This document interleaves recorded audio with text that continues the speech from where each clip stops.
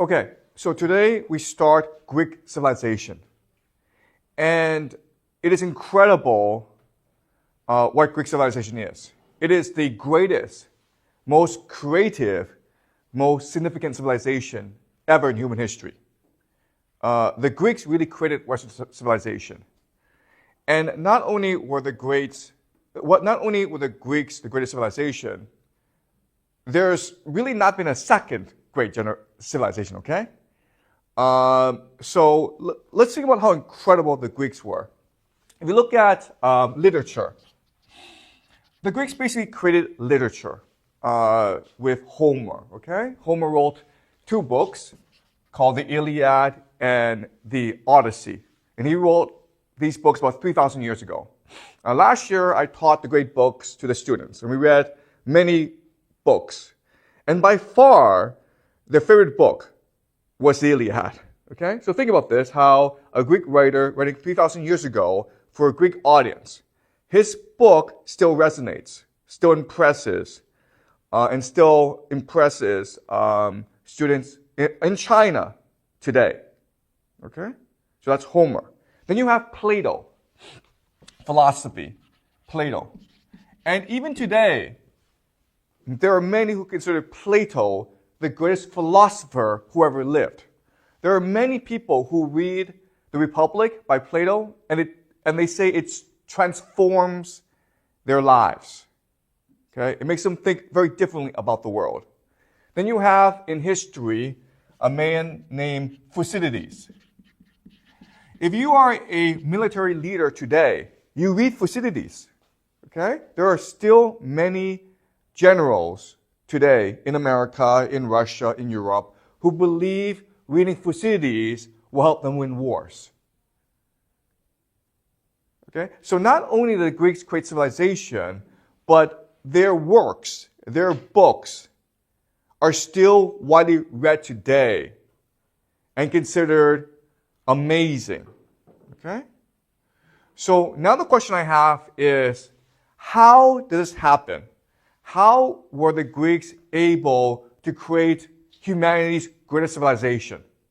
In really about 200 years, okay? They really were not dominant for a long time. They really created all these works in about 200 years altogether. So how is this possible? Okay, so let's go back to last class. We talked about the Bronze Age collapse, right?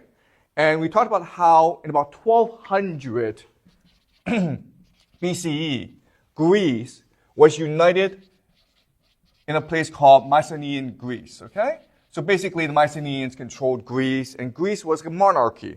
And it was no different from any other place in the world. At this point, 1200 BCE, the world was basically the same, okay? And then the society collapsed because of the Bronze Age collapse. And 3 things happened, okay? First of all, centralization. The idea that you had a unified society, it went away, okay? So Greece became chaotic and decentralized. That's the first thing that happened. Second thing that happened is Greece became illiterate. So the Greeks lost the ability to read and write. And we call this the Dark Ages. So from about 1,000 to about 600 BCE, but for 400 years, the Greeks basically lost the ability to read and write. And we call this the Dark Ages because we don't have any books or writing from that period. It's completely dark to us. Okay? So the second thing that happened, the Greeks became illiterate. The third thing that happened is the Greeks became poor. Okay? So before the Greeks traded with the world, it was very prosperous. And then because of the Bronze Age collapse, it started to become more isolated and it became a lot poorer. Okay? So these are the 3 major consequences of the Bronze Age collapse in Greece. It became decentralized, it became illiterate, it became poor. And the amazing thing is, it's because of these 3 things that Greece became the most creative civilization in the world. Okay? So remember this. It is because of the destruction of old Greece, it's because Greece became chaotic, illiterate, and poor, that Greece eventually became the greatest civilization in the world, okay? So let me explain how this happened. Okay, so there are three major reasons why Greek civilization became dominant. The first reason is the polis. The polis, it's hard for us to translate it. We usually translate it as city-state, okay? A city-state. And this is where we get the word politics. But really, what it means is community, okay? Community. And the idea of the polis is a community of people who discuss politics together, how to best run the town, okay? And because of this chaos, there were thousands of policies around Greece of about 1,000 people each, okay? So it's a very small community.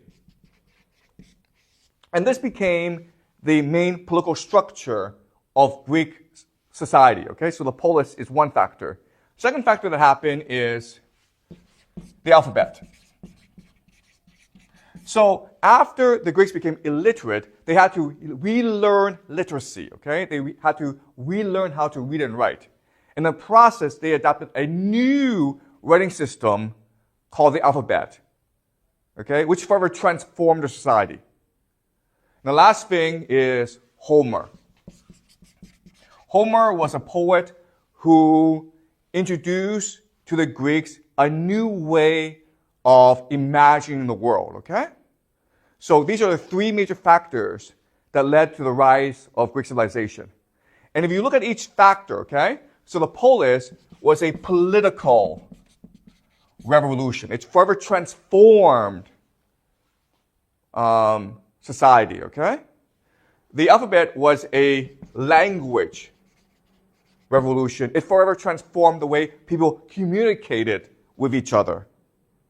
And Homer was really an intellectual revolution. It forever transformed how Greeks saw and imagined the world around them. Okay? So, let's go over each of these revolutions one by one, okay? So, the polis. There were three things about the polis that allowed for innovation and creativity in Greece, okay? The first thing about the polis was competition, okay? These polises were all spread out, and they were all competing against each other for resources. They were constantly at war with each other, and that allowed for massive innovation, okay? And again, remember, there's no centralized authority now. That's the first thing. Second thing is diversity. So, if you look at a map of Greece, Greece has very diverse geography, okay? It has farmland, it has mountains, it has plains, it has coastal land, okay? And depending on where you were geographically in Greece, you develop a different economy and culture and society based on the geography, okay? Does that make sense? And so you had a lot of diversity. And the last factor was the idea of democracy, okay? So Greek civilization introduced the idea of democracy, or the modern sense of democracy, to us. And the reason why is, at this time, Greece was very poor, okay?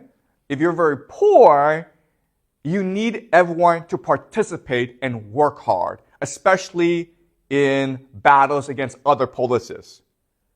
So the rule was, you can be rich or poor, but if you fought for us, you had the right to speak, okay?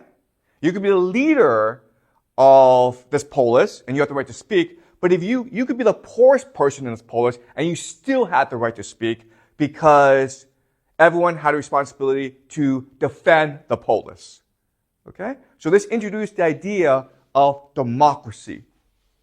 And what this meant was that everyone basically had to participate politically. So you could be a farmer, but you still have to think about the political life. And you still had a responsibility to speak up in front of your peers, okay? And this is where we get the idea of polis from. And this was a major driver of innovation in Greece. Okay, so does this make sense, guys? The polis. Any questions so far? Before I move on. Okay, so one of the major innovations of a polis was the introduction of the alphabet into Greek society. Okay, so let me explain the development of writing systems over time to you. Okay, and this can be a bit complicated. So make sure you're following along. If I'm saying something unclear to you, make sure you interrupt and ask me questions. Okay. All right, so writing was first developed in Europe, in Western society, in Egypt and in Samaria. And they did so to solve an economic problem. Okay, so these societies were very wealthy and they needed people, farmers, to help them build roads and build irrigation networks and build temples. Okay, to do so, I need to pay these workers, right? So writing system became a contract. All right, a contract. So basically, the writing system at first was a pictograph that served the function of a contract. So for example, if I do this, okay, two people, okay? So what this is saying is, if you work for me, I promise to give two people 2 bushels of wheat, okay? And so when you have this, you can then give it to me, and I have to give you the wheat. Does it make sense? So it first started as pictograms. And then what they recognize is, hey, we can just have this as symbols, right? So maybe just 2 faces and then 2 V's. And this could represent the same thing because everyone understood what it meant. So you went to symbolism. That's the next step. All right? But then what they recognize is, hey, these symbols can also represent ideas. Okay, so here's the example. All right, so you have maybe a sun and a moon, right? Okay, sun and moon. They can represent the sun and the moon, but if you put them together, okay, sun and the moon, you get the concept of day, right? So now you have a concept, an idea, day, okay? We call this an ideogram. And guess what, guys? Chinese is an ideogrammic language. Does that make sense? Okay, and then as they continue developing writing, they recognize that, you know what? It would be a lot easier for us to communicate if these ideograms represented syllables and sounds instead. Okay? So rather than representing ideas, let's get them to represent sounds. So for example, this is sun, right? And this is moon.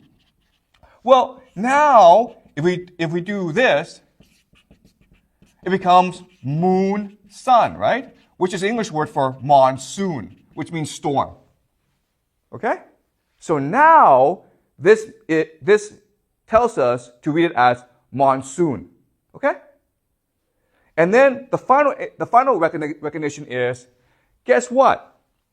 We can actually just have the sound represent a consonant. Okay? The simplest sound. And this would be an M, this would be an S. So if I write something like this, it now becomes SM, or sum. Okay? And we call this the alphabet. Does that make sense? Okay? So this is the development of writing. And the reason why we do this is with each innovation, with each development, we're allowed more flexibility in our language to communicate our ideas. Does it make sense, guys? Okay? So now with the alphabet, something remarkable has happened. Before these develop these different stages of writing required a professional class of people to manage the writing system. Okay, we call these scribes, right? Scribes. The reason why is that writing is not speaking. Speaking is one language, but writing is a different language. This is true for Chinese, right?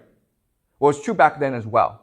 So to learn to read and write, you had to have professional scribes to do so because it was such a complicated task. Okay? Does that make sense? All right? But now, with the alphabet, writing can become speaking. And this marked an incredible revolution in human thought and the capacity to think, okay? So let me explain why. Before the invention of writing, we lived in an oral culture. An oral culture, okay? An oral culture means we don't write, we just speak to each other. All right? Now we live in a writing culture, a literary culture, where we don't actually speak to each other, we mainly just write to each other, okay? So mainly through email or texting, okay? Now, there are certain advantages to both cultures. With oral culture, the first major advantage is it's very emotional, okay? When I'm speaking to you, I'm trying to get you excited. I'm trying to get you to pay attention. So I'm trying to think about how to rouse your emotions. So oral culture, it's very emotional focus. That's the first major advantage. Second major advantage is it's very innovative and open. And what this means is I can create words when I speak, right? I can say, bukadak, okay? That means nothing, okay? But I can create it, and when we're speaking, you can figure out what I mean. So when I'm speaking, I can create all these different words.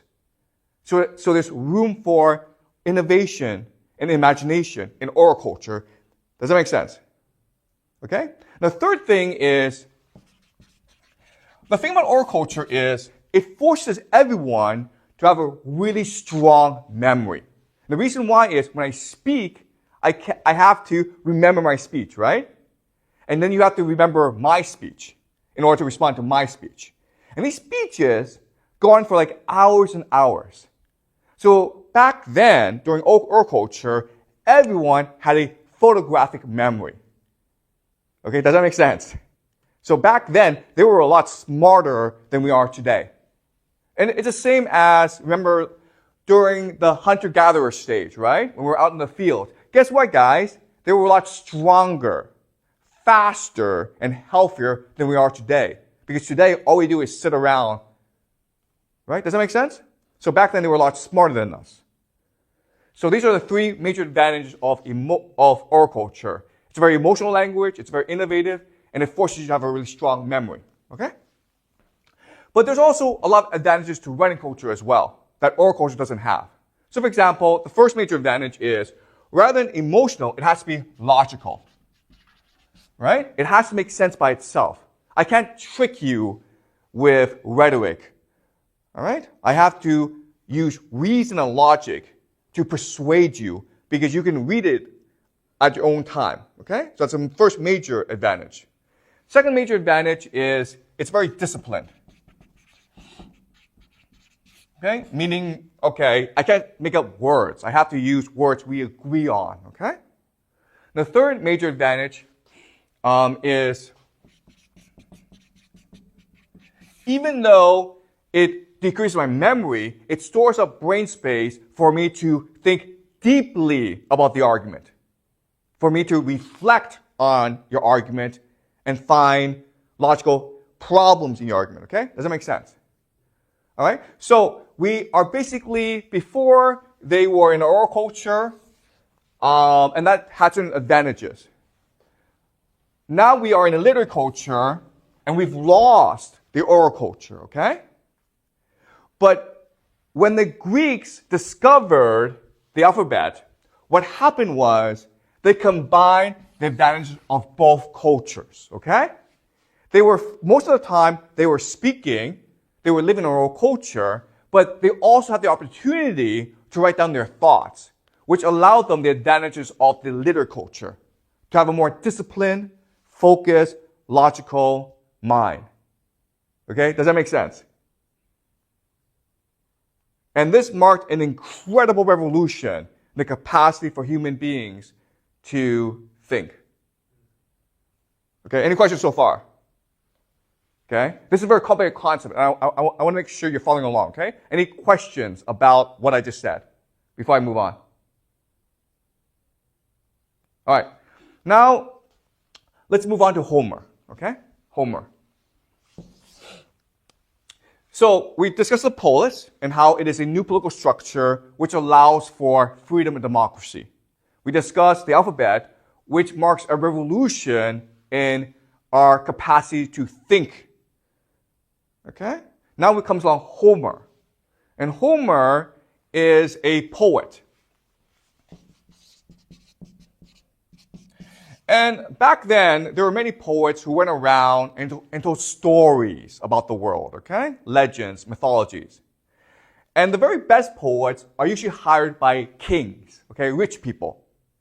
Because kings need poets to solve three problems, okay? Kings usually hire poets to solve three problems. The first problem is legitimate authority. Okay? What this means is, you have to answer the question, if you're king, why are you king? Now, we know that most kings get power by killing a lot of people, okay? That's how they become king, by fighting wars and by winning wars. So, when they become king, they need to clean up their image, okay? They need to legitimize their authority. So, what they tell people is usually what? Why am I king? Why?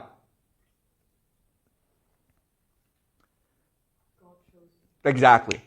God chose me. And how do I prove God chose me?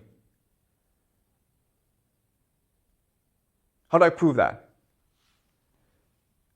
Because there's a poet who sings a beautiful song about me. And this song can only come from divine inspiration. Right? The poet is a vessel for divine messages. Right? Does that make sense? This poem, this song is so beautiful, it must be divine. And if this divine song is saying, I am born of a god, the gods want me to become king, then I must be divine myself. Does that make sense? Okay? So that's the first major function of poets in these societies, to legitimize authority. Second function is to create a cultural identity. So, in China, you have books like 三国演义, okay? Romans of Three Kingdoms. You have the Bible. All these literary works, their function is to create a common cultural identity, okay? It tells us what it means to be Chinese. Does that make sense? Because then you unify the people who then obey the king, who unifies them, right? That's the second function. The third function is the idea of cultural differentiation. To know who you are, you must also know who you are not. We're Chinese, so therefore we are not Japanese. We're not Korean. We're not American. Okay? Does that make sense? So most literary works that we have were sponsored by leaders, kings, to solve these three problems. Okay? So in the future we will read the Ilíada, which is what the Romans had. We'll read the Bible, okay? In China, you have the Romans of the Three Kingdoms. And all these literary works were designed to serve the powers that exist at that time, okay? Does that make sense?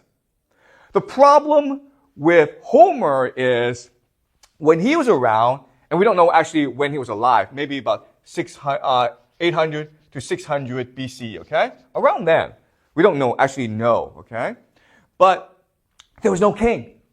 There was no one to pay him. Therefore, he could only make his living by appealing to the people around him, okay? He had to appeal to ordinary people And so the question then is, if you're a poet, how do you get ordinary people who are poor to pay you money? Why would they want to pay you to sing songs for them? Okay? Well, there are three reasons. The first is just entertainment. Today, we listen to songs, we go to movies. Well, back then, their entertainment, their source of entertainment was to pay people like Homer to sing songs to them, okay? That was what they were thought was fun to do. That was their source of entertainment. Second reason is education. So remember that back then Greece was poor. They didn't have schools. But because of the polis system, they had to speak in front of their peers. So how did you learn to speak well? Well, you do so by imitating people who do speak well, who are usually poets, right?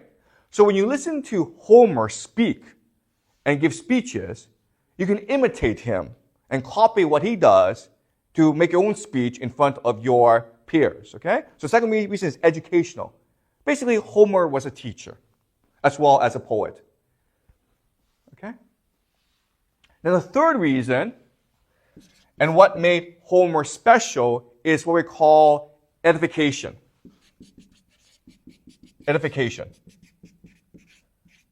Edification means to be a better you, to be a higher you, okay?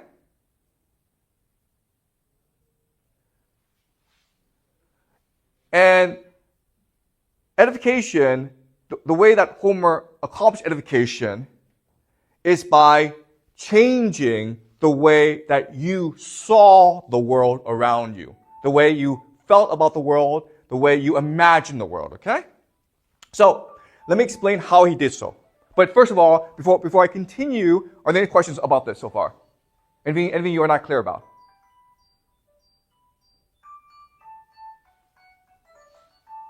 Anything I've said that you are not clear about or you're confused by? Before I continue. Okay, so Homer was a poet who told stories. And the most popular story at that time was something called the Trojan War. So the main story of the Trojan War is this, okay? So there was a Greek goddess named Nemesis. And Nemesis likes to create problems. She's always thinking of ways to get the gods to fight against each other. So one day she creates this apple. It's a golden apple. And the golden apple says, to the most beautiful goddess in the world. Okay? It doesn't say who, it just says, to the most beautiful goddess in the world. And then she just puts it on Mount Olympus for the gods to find. 3 goddesses find this apple and they fight over it, okay? The first goddess is Hera, who is the queen god, okay? Second goddess is Athena, who is the goddess of wisdom. And the third goddess is Aphrodite, who is the goddess of love. They're fighting over this apple all the time, and they're creating a huge ruckus. And so the king god, Zeus, gets tired of all their fighting, and he finds a human stupid enough to be the judge, okay? So this human, his name is Paris.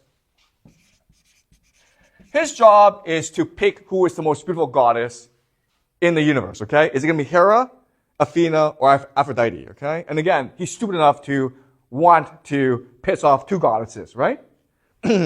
So when he's making his decision, all the goddesses try to bribe Paris. Paris says to Paris, Paris, if you pick me, I will give you your own kingdom. I will make you king of the world. Paris is like, oh, that's pretty good. Athena says to Paris, I will make you the wisest man in the world. I will give you all the knowledge of the world.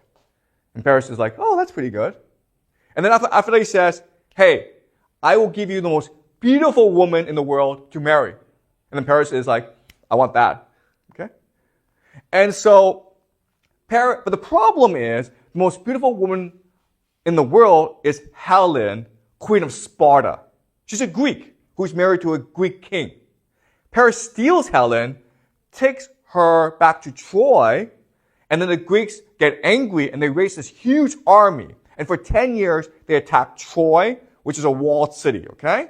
And the war ends when a Greek general named Odysseus, he comes up with this idea called the wooden horse, okay? So the Greeks pretend they give up, they're going to go home because they're homesick, and as a present to the Trojans, they leave behind a wooden horse. The Trojans take the wooden horse into the city. At night, the Greeks jump out of the wooden horse, open the gates, and the Trojans are slaughtered, okay?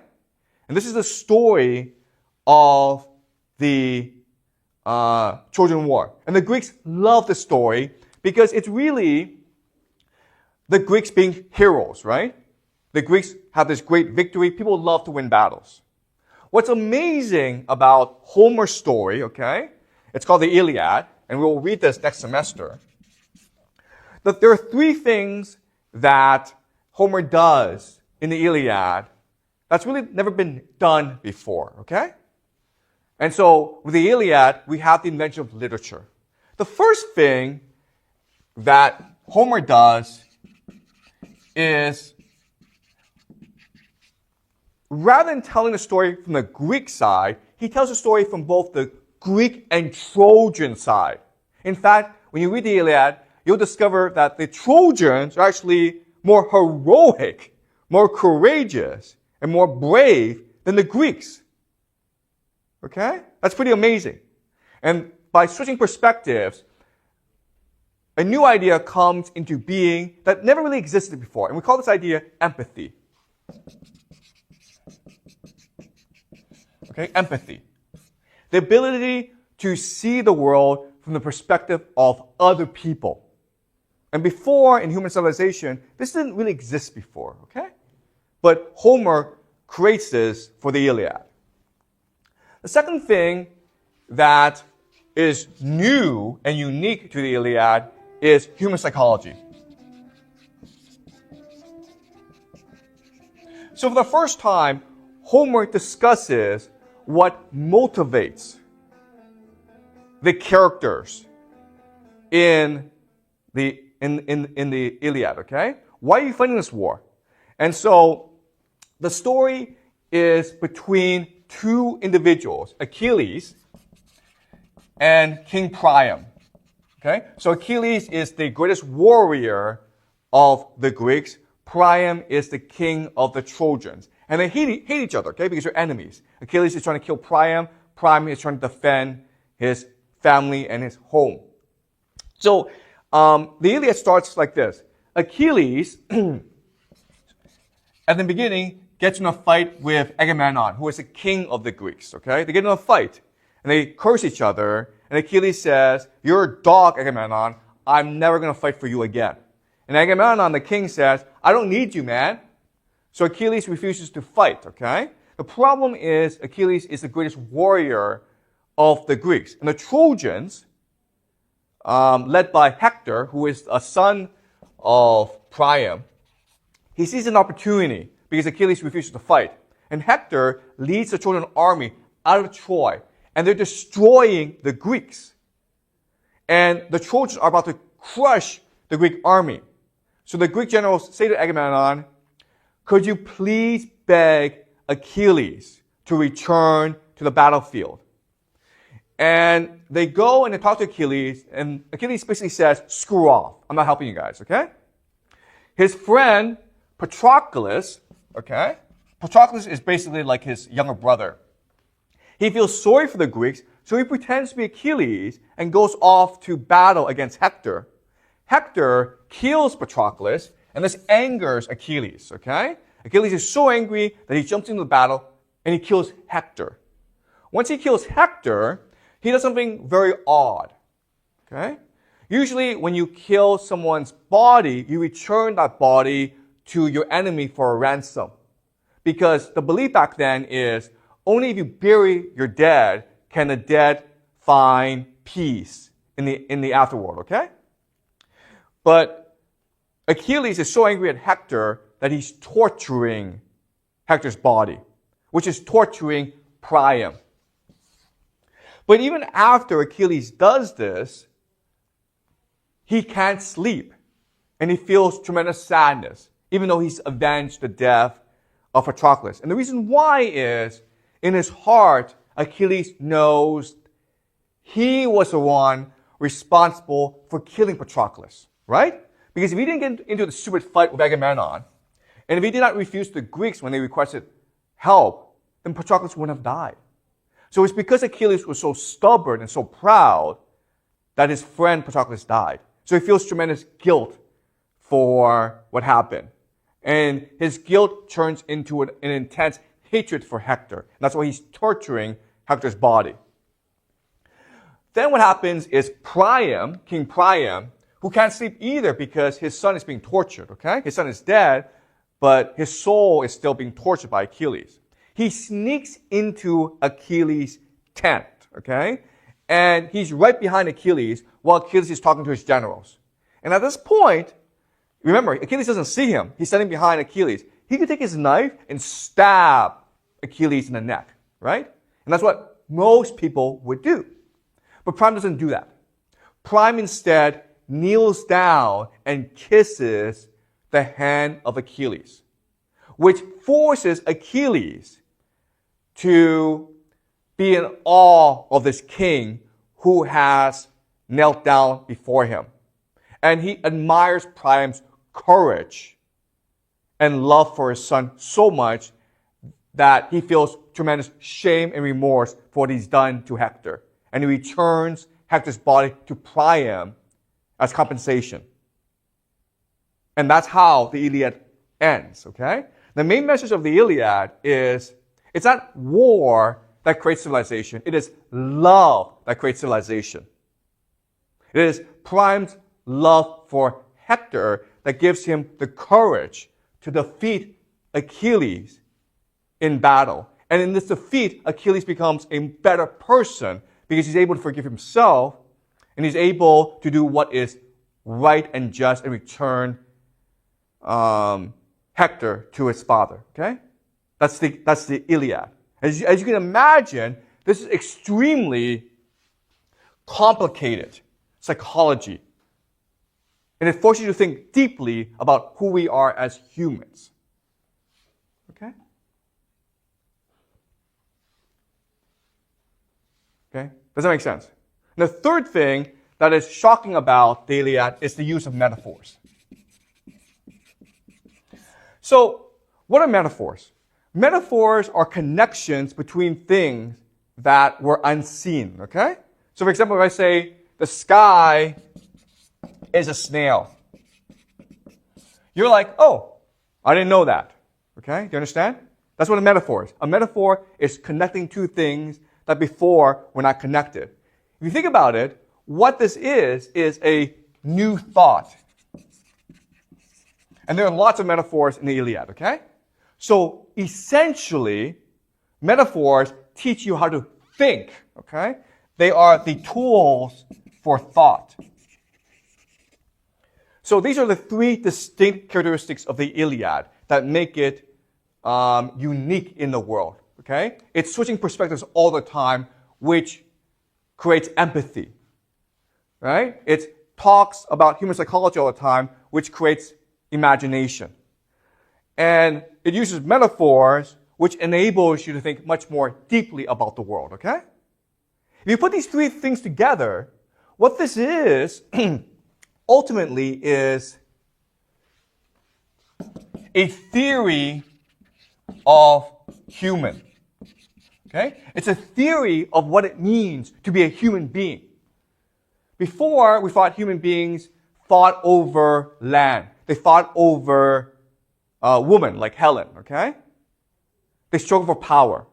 And what Homer is saying is, what it means to be a human is someone who has empathy, imagination, and the willingness to think. Okay? Only if you're willing to see, feel, and think are you human. This is a new theory of human that becomes the basis for Greek civilization. And that's why the Greeks believed the founder of the civilization was not a general, it was not a king, it was a poet named Homer. Okay? And it's because of the Iliad that they all read and memorized And they could recite, okay? Because again, this is an oral culture where you're trained to have a very strong memory. And because they memorized the Iliad, it further transformed them as humans, okay? This is a new theory of what it means to be human. And this becomes the basis for Greek civilization, which then becomes the basis for Western civilization. And it's because of these three reasons, the polis, the alphabet, and Homer, that we have Western civilization as we know it today. Okay? Any questions so far? Any questions so far, guys? All right. Now I'm going to spend some time and discuss, okay, why is Greek civilization different from Chinese civilization? Okay? And this will help you better understand Western civilization. So the first question is, why is it the Greeks developed alphabet, okay, the alphabet, and the Chinese did not develop the alphabet? Okay? And the answer is this. The answer is Greece was not an isolated culture. Okay? So the people who actually developed the alphabet were the Egyptians. Okay, Egyptians.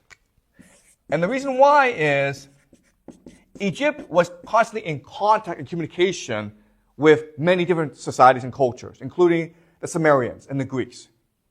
And they could adopt new practices to advance their language. Okay, so it was the Greeks, it was the Egyptians who developed the alphabet. The Phoenicians were traders, and the Phoenicians connected the Egyptian culture to everyone else, okay? So it's the Phoenicians who brought the alphabet to the Greeks, who, because they became illiterate, were looking for a new language system. Okay? Does that make sense? That's how the Greeks got the alphabet. Again, the question is, why didn't China develop the alphabet? And the answer is this. China, for most of its history, was isolated from the rest of the world. But not only was China isolated, but it was stable for most of its history, because for most of Chinese history, China was run by a class of people called scholar officials, right? Confucian scholars. What was their power? What was their secret power? It was the ability to read and write. That's what differentiated them from everyone else, right? That's what made them indispensable to the emperor. That's why they were so powerful. And so when you have a monopoly over literacy, you don't want to give it up. You want to increase it. And the way they did so is by creating a new language called classical Chinese, literary Chinese, okay? Does that make sense? That's why there was this divergence between Greece and China at this time. Because China, literacy was monopolized by an elite who benefited from this monopoly, and therefore they made this monopoly much more effective by introducing a new language called classical Chinese that only they could master. Okay, does that make sense, guys? How would those elites benefit from monopoly? Excuse me? So, how would those elites benefit from monopoly? Because the scholar officials, they were in charge of bureaucracy, right? If you're running a bureaucracy, you need the ability to read and write. You need the ability to basically transport information from one place to the next, right? That's through reading and writing, through literacy. Does it make sense? So only they could become bureaucrats. Okay? So does it make sense? Okay. Any more questions? Okay. Second question is, why is it the Greeks had Homer and the Chinese, we never had Homer? Okay? And again, the problem are these scholar officials. If you look at Confucian thought, there's a hierarchy in Confucian thought, right? At the very top are scholar officials. They're the most virtuous, they're the most well-educated, they're the most cultivated, okay? They're the best people. Next to below the scholar officials are the farmers and the artisans, right? Because they produce wealth for society. Below them are the merchants, right? And then at the very bottom are who? The artists, right? The poets. Now, guess what, guys? In Greece, this was the complete opposite. They placed Homer at the very top of the society. Everyone wanted to be a poet like Homer. Okay? So when Plato was writing the Republic, he was trying to become Homer. He was trying to become a teacher of civilization. An inspirer of civilization. Okay? A begotter of civilization. That's what Plato wanted. But guess what? Thucydides, when he wrote the Peloponnesian War, he was trying to do the same thing. He was trying to inspire civilization. He was trying to inspire new ideas. Because they all wanted to become Homer. Okay? Because they all knew Homer was the father of civilization. And they wanted to continue his legacy. And that's what made the Greeks unique in human history. Because only their society put poets first and foremost at the top. And no other society did so. Okay? In China, it was the complete opposite. Because if you're a scholar official, what you're most afraid of is independent thinking, okay? So censorship was their main role, okay? Controlling how people thought through censorship. And that's why China never really produced a Homer or a great thinker. Okay? Does that make sense? All right? And so, this is going to be strange, but it's only because Greece got destroyed at the end of the Bronze Age. It became decentralized, illiterate, and poor, that they could then become a great civilization. It was only through destruction that they could have the polis, the alphabet, and Homer. Okay? And that's the main message of human history. It's through destruction that we have innovation.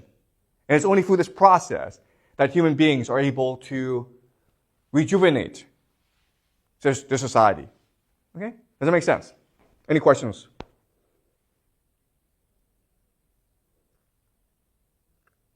Was this clear to you guys? Okay. So we'll continue in the Greeks, okay?